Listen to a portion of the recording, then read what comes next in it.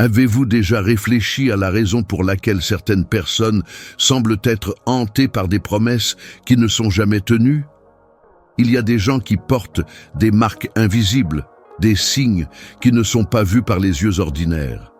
Ils marchent comme tout le monde, parlent comme tout le monde, mais en silence ils savent, ils ont été convoqués à quelque chose que personne d'autre ne comprend. Un jour, un homme reçut une offre qui résoudrait tous ses problèmes. Il avait prié pendant des années pour un miracle, et finalement une porte s'est ouverte. Tout semblait bien, trop. C'était exactement ce qu'il voulait, mais à un détail près. Il devrait abandonner quelque chose qu'il portait depuis son enfance. Quelque chose qui ne pouvait pas être touché, mais qui palpitait en lui comme un appel ancien. Il a refusé. Il a tout perdu. De l'argent, de l'influence et même des amis. Mais il a dormi paisiblement. Il savait qu'il avait sauvé quelque chose de bien plus grand, son essence. Et voici la question. Est-il possible de vendre un call sans s'en rendre compte? La réponse est plus effrayante qu'il n'y paraît. Sim. L'échange n'a pas toujours lieu à la table des négociations. Parfois, cela se produit en silence quand quelqu'un ignore une direction intérieure. Les ventes se produisent lorsque vous donnez la priorité à ce qui est visible plutôt qu'à ce qui est éternel. Et le problème est que cela est souvent déguisé en bénédiction. À l'heure actuelle, il y a des gens qui sont à un oui de réaliser tout ce que Dieu leur a confié. Et la plupart ne remarquent même pas l'abîme qui se forme juste sous leurs pieds. Ce n'est pas un message sur la peur, il s'agit de alerte. Faites partie de notre famille spirituelle. Abonnez-vous à la chaîne aujourd'hui et commentez « Je crois » ci-dessous comme symbole que vous acceptez votre rôle dans cette grande transition. Laissez votre énergie compter parmi les élus. Le moment est venu, la marque des séparés. Depuis la nuit des temps, il y a toujours eu ceux qui portaient une signature spirituelle. Aucun titre, statut ou richesse ne peut remplacer cela. C'est un sceau qui ne dépend pas de qui ils sont, mais de qui les a appelés. Les élus ne sont pas reconnus par les foules, mais par le ciel et l'enfer. Et c'est exactement pourquoi ils deviennent des cibles. La guerre à laquelle ils sont confrontés n'est pas contre la chair et le sang, mais contre tout ce qui tente de déformer la raison pour laquelle ils ont été appelés. Cette marque a du poids. Elle réclame la démission. Exigez le silence lorsque tout le monde parle. Ayez foi quand tout semble s'effondrer, mais il offre également une protection que l'argent ne peut acheter. Il existe une force invisible qui garde ceux qui obéissent, même lorsque le monde entier les traite d'imbéciles. Quand la cible est le but, les élus font face à des batailles qui n'ont aucun sens pour les autres. Ils sont attaqués dans des domaines spécifiques, l'identité, le but et le destin. Et ce n'est pas un hasard. Avez-vous déjà remarqué que certaines tentations ne surgissent pas lorsqu'une personne est loin de son objectif, mais apparaissent au moment où elle décide d'obéir? Ce ne sont pas seulement des erreurs courantes. C'est comme si un rideau s'était ouvert, révélant une scène sombre où se font des offres grandioses, le tout pour détourner le cap de ceux qui portent quelque chose de précieux. Vous n'êtes pas la cible, c'est ce que tu portes. Les voix viennent doucement. Vous le méritez. Tout le monde fait ça. Dieu comprendra. Mais au fond, le cœur sait quand l'offre est traîtresse. Le problème est que, dans les moments de fatigue, même une erreur bien déguisée semble être un soulagement. La tentation, la plus dangereuse. Contrairement à ce que beaucoup pensent, la proposition la plus dangereuse n'est pas la plus scandaleuse. C'est le plus pratique. C'est celui qui correspond parfaitement aux envies du moment. Celui qui résout un problème maintenant, mais qui exige un prix éternel plus tard. Le danger réside dans la rationalisation, en essayant de justifier ce que Dieu nous a déjà demandé de nier. Chaque fois que vous essayez de convaincre votre âme que tout va bien, même si vous entendez « non » en vous, vous négociez avec ce à quoi vous devriez résister. Attention aux portes qui s'ouvrent trop vite. Toutes les opportunités ne viennent pas d'en haut, Certains sont des pièges déguisés en solutions. Le ciel regarde Dieu, ne reste pas silencieux face à l'injustice spirituelle. Il n'ignore pas le moment où ses élus sont mis à l'épreuve. Il regarde en silence, attendant une position. Non pas parce que j'ai besoin de preuves, mais parce que le ciel bouge en fonction des décisions de ceux qui détiennent l'autorité. Quand un élu dit non, même en larmes, le ciel bouge. Lorsqu'il résiste, même sans force, les anges reçoivent des ordres. Et lorsqu'il décide de rester, même sans applaudissements, le monde spirituel se réaligne en sa faveur. Mais l'inverse est également vrai. Quand on cède, quelque chose est perdu. Quelque chose qui ne peut être acheté ou remplacé. Le choix invisible. Vous ne vous en rendez peut-être pas compte, mais vous êtes sur le point de choisir entre le visible et l'éternel. Le ciel est silencieux maintenant, attendant. L'enfer est bruyant, il essaie de convaincre. Ce n'est pas n'importe quel message. C'est un rappel. Une touche divine dans votre esprit. Vous savez exactement de quoi il s'agit. Et même si personne ne comprend le poids de votre décision, une chose est sûre. L'éternité comprendra. Votre voyage ne fait que commencer. Il est temps de reprendre des forces et de construire un nouveau chemin. Abonnez-vous à la chaîne et faites partie de cette communauté qui s'éveille à la vérité. Quand le oui peut tout coûter. Obéir n'a jamais été le chemin le plus simple. Depuis l'Antiquité, les plus grandes batailles ont été gagnées non pas avec des épées, mais avec des décisions silencieuses et invisibles. Des choix faits entre ce qui semble juste et ce qui est vraiment juste. En 586, avant J.C., Jérusalem fut détruite par les Babyloniens. Mais avant cela, le prophète Jérémie a passé des années à avertir le peuple de la nécessité de rester fidèle. Il fut ridiculisé, persécuté, jeté dans une citerne. Tout cela parce qu'il a décidé d'obéir. Même si la vérité le rendait impopulaire, il a eu la possibilité de garder le silence, de négocier, de battre en retraite. Mais il n'a pas cédé. Et sa loyauté a traversé les siècles et est aujourd'hui encore reconnue. Pendant ce temps, des rois comme Saül, choisis par Dieu, ont tout perdu à cause d'un seul acte de désobéissance. Dans 1 Samuel 15, Saül a épargné ce que Dieu avait ordonné de détruire et a tenté de justifier son choix par de bonnes intentions. Il pensait pouvoir ajuster l'ordre divin à son propre jugement. Le résultat, il fut rejeté comme roi. Car, comme le dit le texte lui-même, l'obéissance vaut mieux que le sacrifice. La lutte entre l'esprit et le désir. Quiconque porte une vocation est confronté chaque jour à un champ de bataille invisible. Il ne s'agit pas d'une bataille contre des choses évidentes, mais contre des choses subtiles, acceptables, commodes. Aujourd'hui, la tentation ne concerne plus les choses scandaleuses. Il s'agit de raccourcis. Il s'agit d'accepter de petites exceptions au nom du bien commun. Mais le problème est qu'aux yeux de Dieu, il n'y a pas d'exception en matière de fidélité. Une concession peut devenir une porte que personne d'autre ne peut fermer. Selon une enquête réalisée en 2023 par l'Institut Barna, plus de 64% des dirigeants chrétiens déclaraient avoir déjà envisagé d'abandonner leurs principes pour maintenir des positions ou éviter des affrontements. Cela montre que la pression pour céder n'est pas seulement réelle, elle est constante. Et ce scénario ne se limite pas aux dirigeants. Jeunes, parents, hommes d'affaires, artistes, tous ceux qui portent une mission divine se trouvent à un moment donné devant une proposition qui semble irrésistible. La tentation vient avec un visage familier. Nous devons comprendre quelque chose d'important. La tentation s'accompagne rarement d'une apparence hostile. Cela se déguise en opportunité. Cela peut venir d'une personne de confiance, d'un besoin urgent ou d'un moment de fragilité émotionnelle. Dans Matthieu 4, même Jésus a été tenté. Et cette proposition n'était pas un affront direct. L'ennemi offrait du pain quand il avait faim, du pouvoir quand il était faible, de la reconnaissance quand il se taisait. Tout semblait légitime. Mais Jésus a répondu par l'obéissance.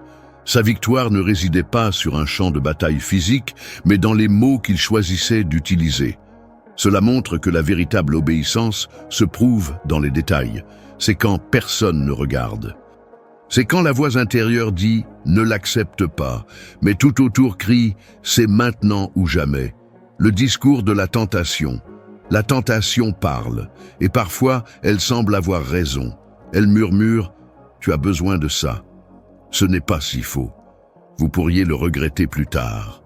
C'est une séquence de justification qui tente de faire taire la voix de l'esprit. Mais chaque fois que quelqu'un dit « oui » à ce type de proposition, quelque chose se passe en lui.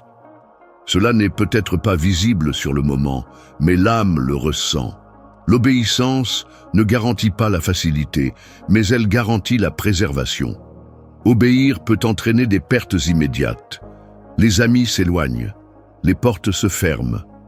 Le monde spirituel est en pleine tourmente. Mais l'obéissance protège aussi, même si tout semble s'y opposer. Dans les années 1930, sous le régime nazi, le pasteur Dietrich Bonhoeffer choisit de s'opposer à l'idéologie dominante. Il aurait pu se taire et assurer sa sécurité, mais il a choisi d'obéir à sa conscience spirituelle. Il a été arrêté et exécuté. Mais sa voix résonne encore aujourd'hui comme un symbole de résistance et de fidélité. Tous ceux qui obéissent n'en sortent pas indemnes.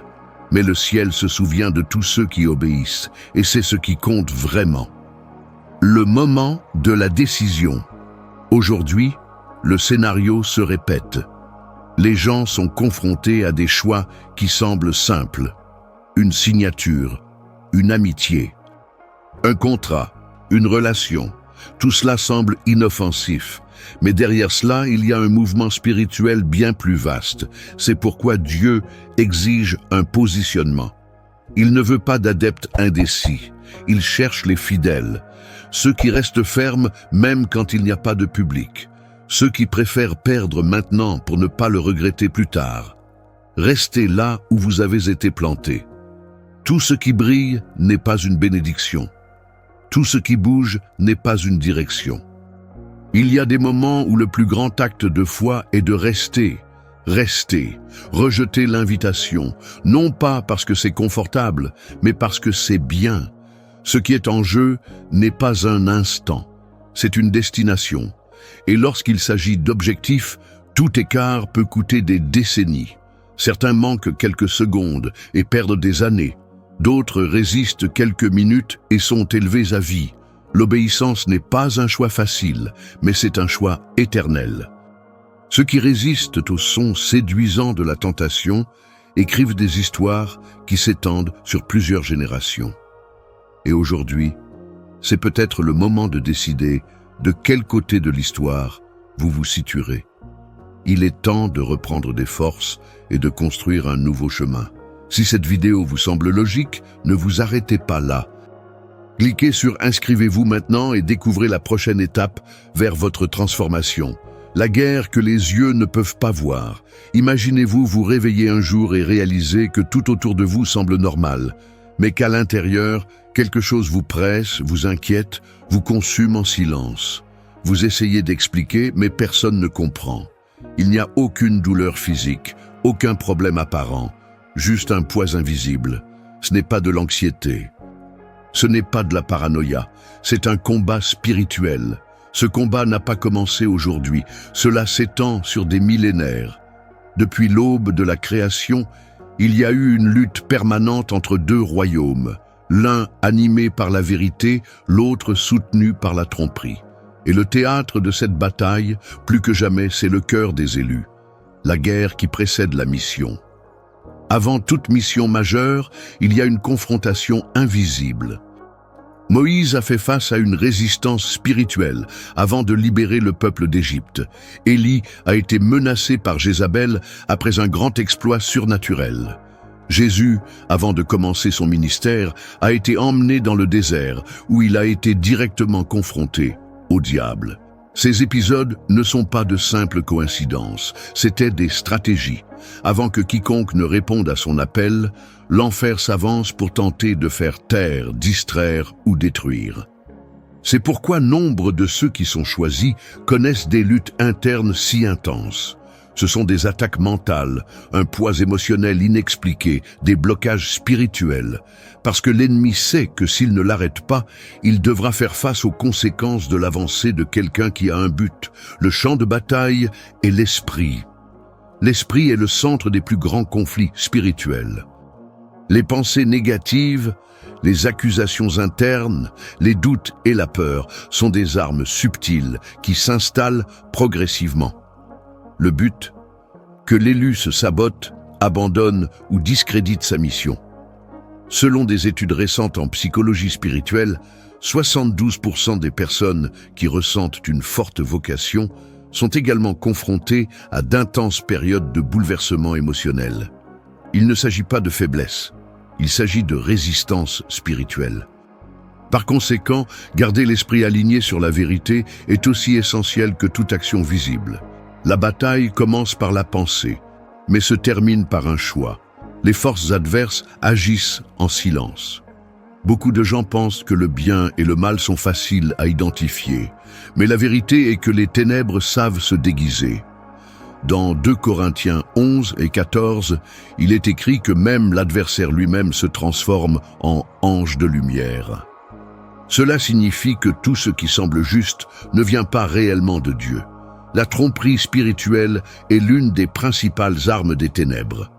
Il ne dit pas « abandonnez Dieu », il dit « continuez avec Dieu, mais à votre manière ». Cela ne vous repousse pas tout de suite, cela vous éloigne lentement de l'essence. Les élus sont constamment mis à l'épreuve par ces subtilités.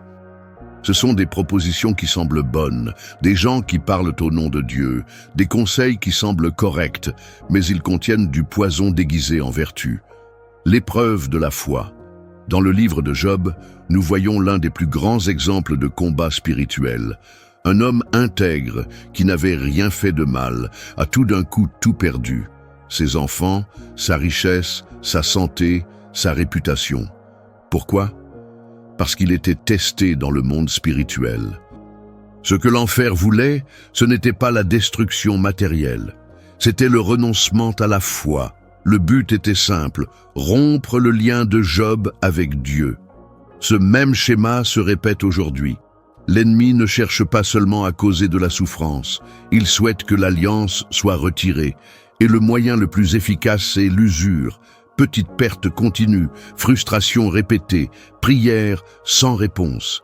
Mais c'est précisément dans la résistance silencieuse de Job que le ciel a gagné. Parce que la véritable victoire spirituelle ne se mesure pas aux applaudissements, mais au fait de rester au milieu de la tempête.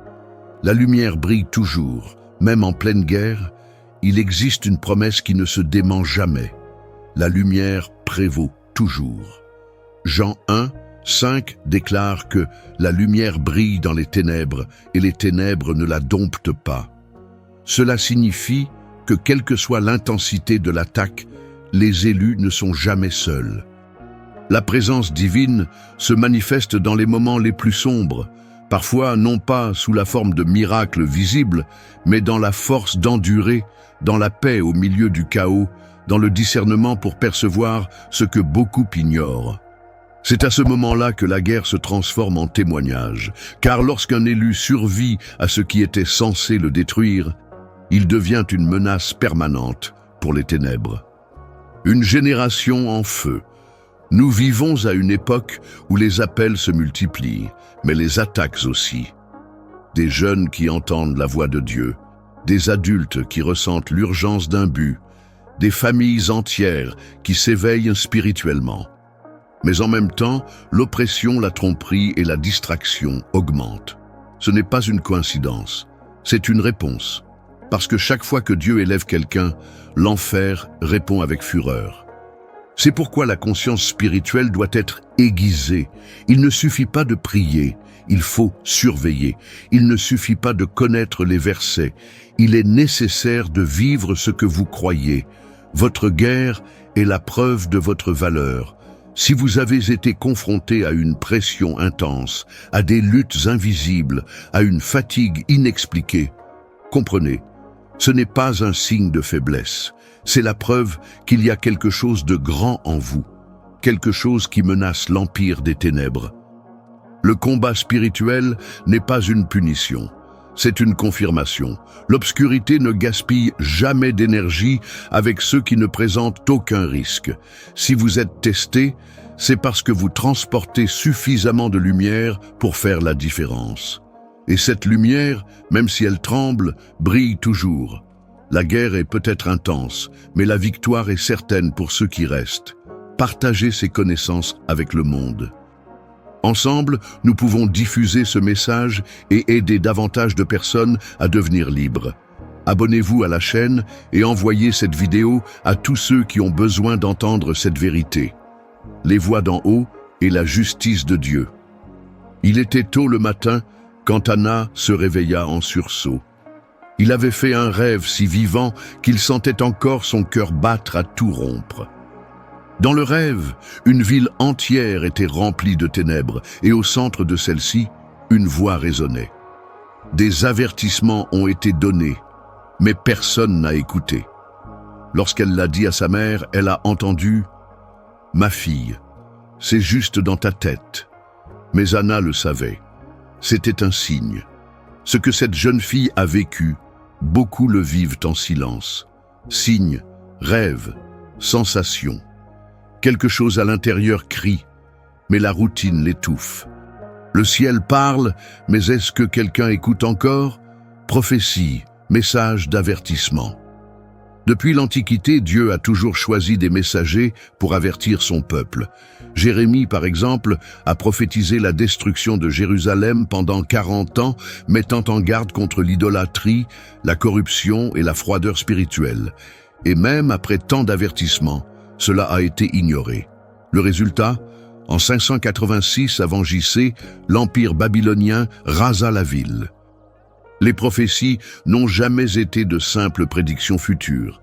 Ce sont des appels urgents à la repentance.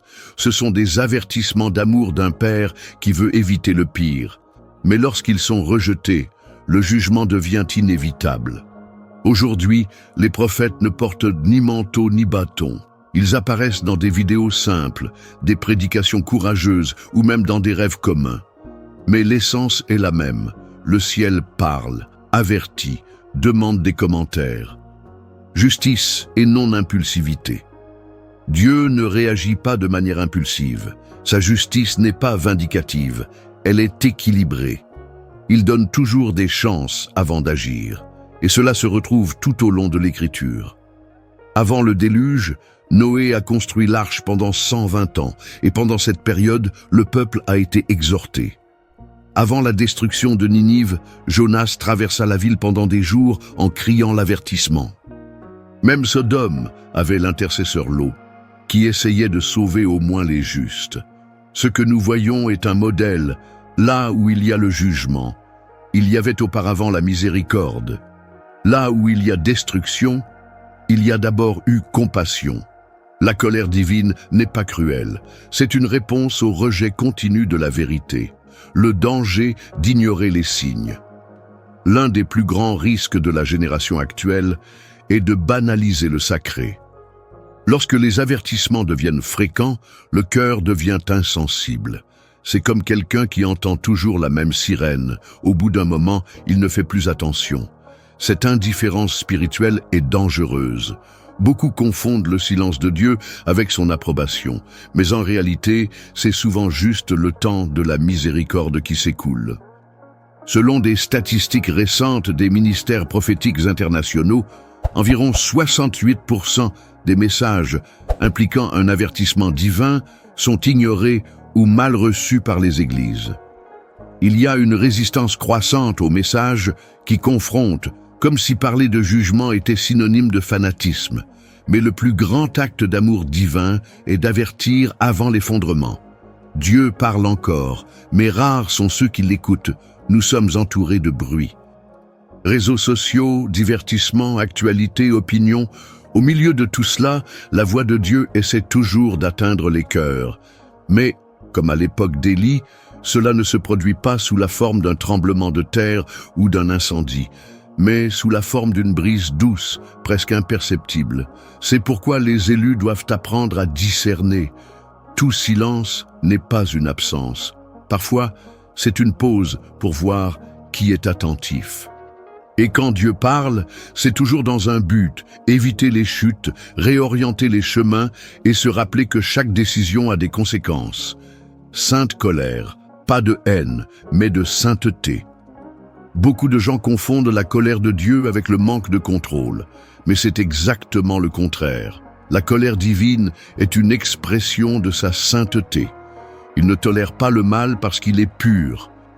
Il ne réagit pas au péché par caprice, mais parce que le péché détruit ce qu'il aime, les êtres humains.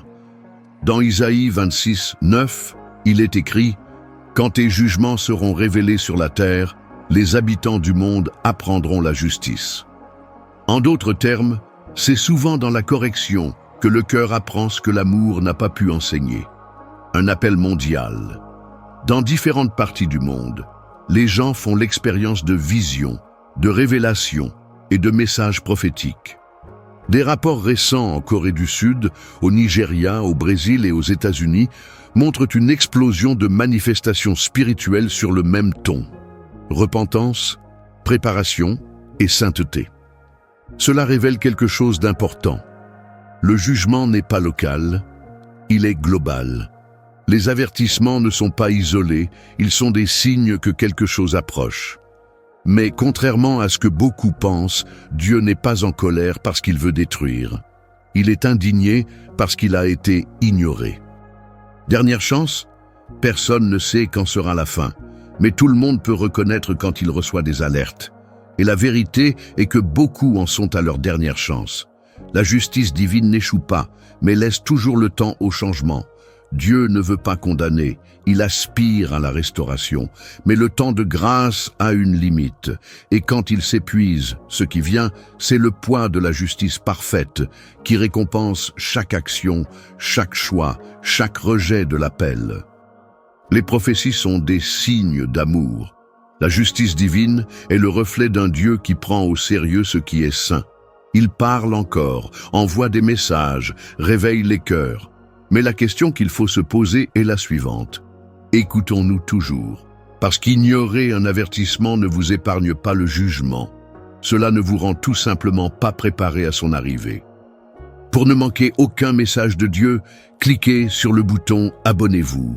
Écrivez « Je suis prêt » dans les commentaires et commencez à aligner votre énergie sur la transformation à venir. Le dernier choix, lorsque tout devient trop calme, c'est à ce moment-là que vous devriez faire plus attention. Le silence de Dieu ne signifie pas absence, c'est souvent le dernier appel, c'est le tournant. Et c'est à ce moment-là que les élus doivent faire le choix le plus difficile, obéir ou céder. Nous vivons à une époque où de nombreuses voix se disputent l'espace. Les réseaux sociaux crient, les avis se croisent, les agendas s'imposent. Mais au milieu de tant de bruit, une voix subtile et insistante résonne encore. Ne vendez pas, ne négociez pas, n'abandonnez pas. C'est la voix que les élus reconnaissent, même lorsque tout autour d'eux semble plus attrayant, plus facile ou plus confortable. La décision n'a jamais été aussi cruciale. Ce script ne concerne pas les théories spirituelles ou les leçons abstraites. Il s'agit de survie spirituelle dans un monde de plus en plus hostile à la vraie foi. L'humanité n'est pas arrivée ici par hasard. Des décennies de relativisme, de culte de l'ego et de rejet du sacré ont ouvert la voie que nous suivons. Chaque fois que quelqu'un choisit d'ignorer les avertissements, le monde s'enfonce encore un peu plus. Et chaque fois que quelqu'un tient bon, une petite résistance surgit. La génération actuelle se trouve à la croisée des chemins, suivre le système qui promet la stabilité, mais exige un abandon spirituel, ou rester fidèle à Dieu, même si cela coûte tout. Les tentations sont réelles, le prix est élevé, mais la conséquence d'une capitulation est irréversible. Conscience éveillée. Que se passe-t-il? Il y a un réveil silencieux. Les gens qui étaient auparavant apathiques se rendent compte que quelque chose ne va pas. L'agitation n'est pas émotionnelle, elle est spirituelle. Le malaise que beaucoup ressentent en regardant certains contenus, en écoutant certains discours, en acceptant certaines nouvelles, n'est pas de la paranoïa, c'est le discernement. L'esprit parle encore à ceux qui ont des oreilles attentives, et ce sont eux qui resteront debout quand tout s'écroulera. Non pas pour leur propre mérite, mais parce qu'ils ont décidé d'obéir, même sans tout comprendre, même quand obéir semblait irrationnel. Pas de retour, pas d'échange. Un choix fait à ce moment-là ne sera pas facile à défaire. Le système actuel est intelligent. Il ne propose pas de péché pur et sans vergogne. Il mélange la vérité et la tromperie. Il convainc, séduit, orne, et ceux qui ne sont pas ancrés dans la vérité finiront par accepter ce qui semble normal. C'est pourquoi l'heure n'est pas à la neutralité. Quiconque tente de se tenir debout contre le mur sera repoussé. Soit vous choisissez de vous séparer, soit vous serez absorbés. Il n'y a pas de juste milieu. Il n'y a pas de croyants adaptés. Il n'y a que deux groupes, ceux qui restent et ceux qui se rendent. Conséquence inévitable. Dieu est patient, mais pas négligent. Il voit tout, écoutez chaque pensée. Et quand quelqu'un choisit de céder à la pression, il ne l'ignore pas. Il ressent. Il est attristé. Et il agit. Mais il récompense aussi ceux qui décident de rester, même avec des larmes, même seuls. Il le garde. Cela renforce. Il honore. Le moment de la récolte est proche. Et chaque décision prise aujourd'hui définira où vous serez lorsque le jugement frappera à la porte. Ne vous y trompez pas. Tout est vu. Rien ne passe inaperçu. Aucun choix n'est trop petit. Ce « oui » dit en secret, l'offre refusée quand personne ne l'a vu, la prière dite malgré la fatigue, tout compte. Beaucoup pensent que Dieu ne se manifeste que par de grands miracles, mais les véritables élus savent qu'il agit dans les détails, dans le non dit à la tentation, dans le oui répété en silence, dans l'entreprise « je continue » même quand tout crie « abandonné ». La fin n'est pas pour tout le monde, c'est pour ceux qui décident. L'histoire des élus ne se termine pas par la gloire, la richesse ou les applaudissements. Cela se termine par la résistance, l'abandon et l'éternité. Ceux qui gagnent ne sont pas ceux qui évitent le feu, mais ceux qui traversent le feu avec foi. Il ne s'agit pas d'être parfait, il s'agit d'être fidèle. Il ne s'agit pas de tout comprendre, il s'agit de faire confiance, même sans réponse. Ceux qui resteront jusqu'à la fin resteront dans la mémoire, non du monde, mais du ciel. Et c'est tout ce qui compte. Le temps de l'écoute est révolu. Il est maintenant temps d'agir. Vous savez ce qui est en jeu. Vous connaissez les signes. Le ciel a déjà parlé. La question est maintenant, qu'allez-vous faire de tout cela? Parce qu'ignorer, c'est choisir de perdre. Et obéir, même en pleurant, c'est choisir de gagner. Le jugement n'attend la convenance de personne. Le choix vous appartient, mais le résultat, éternel.